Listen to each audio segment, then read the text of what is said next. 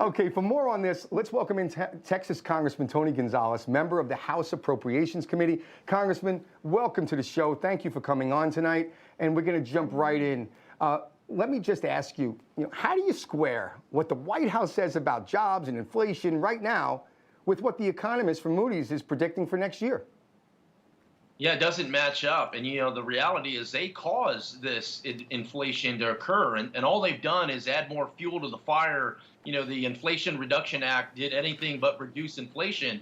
I represent a district that is predominantly Hispanic, a large rural district, and gas prices, the cost of goods in general, hurts our bottom line. What wasn't on that list was securing the southern border. I mean, that should be top of the list. Not to mention energy independence. This administration has gone in the complete opposite direction, which is causing a lot of people harm right during the holidays. I don't think that this White House truly understands how the economy works. I don't even think they know what inflation is. Right. They've spent, and I'm going to say this slowly, they spent over $7 trillion. Wow. One more time, $7 trillion since Biden took office. And now they're shocked that we're in this crisis. So I'm going to ask you, Congressman, if you had a Christmas wish, what would you wish that this White House knew about how our country works and how the economy works?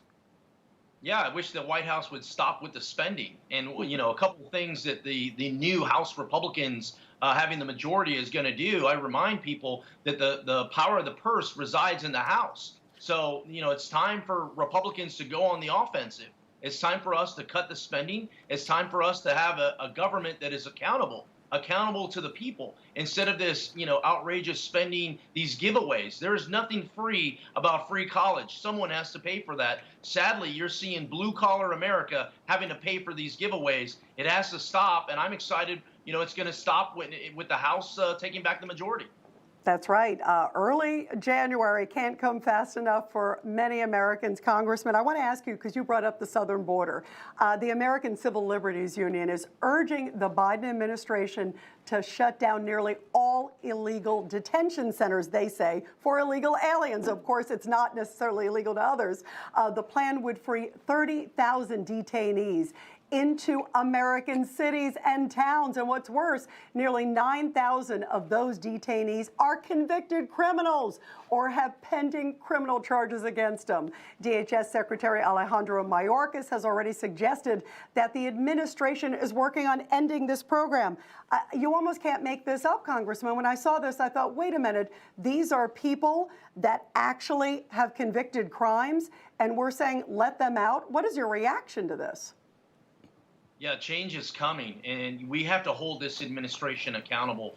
Part of that is ensuring that they change policies. Instead of stripping away the few policies that work, they need to be adding policies that make sense. The number one thing that I've asked for is simply enforce the laws that are already on the books. If a person does not qualify for asylum, which is about 95% of the people now, then they should be removed immediately. If a person has committed crimes in the United States, they should be immediately. We should have deportations of people that no one, of these criminals that no one wants in their backyard. And it's not just a Texas issue. It's all over the United States. You're seeing migrants getting bused to New York, to Philadelphia, to Chicago. It doesn't end at the southern border. So I urge the Biden administration, stop what you're doing, sit down with those that live it every day, and let's find real solutions to securing this border.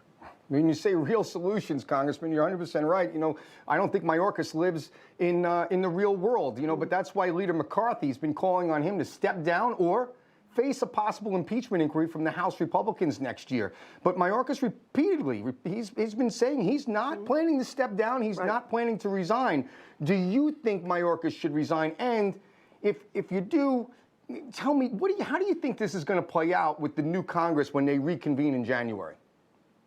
This is something no one's talking about that I think should certainly grab everyone's attention. Is there have been 14 suicides within the Border Patrol this year. And who is leading that organization? DHS Secretary Mayorkas is. He has to answer for that. Why are people in his organization killing themselves? We're about to go into the holidays. I mean, families are getting broken and torn apart. So when I think of something serious like impeachment, I think of Secretary Mayorkas has to come before Congress, and he has to answer to some of these things. I worry about the direction that the Border Patrol is going. They want to be out in the field. They want to be catching bad guys. when they're in these processing centers all day long, when they're seeing dead bodies all day long, it hurts them. So Secretary Mayorkas has to answer for these.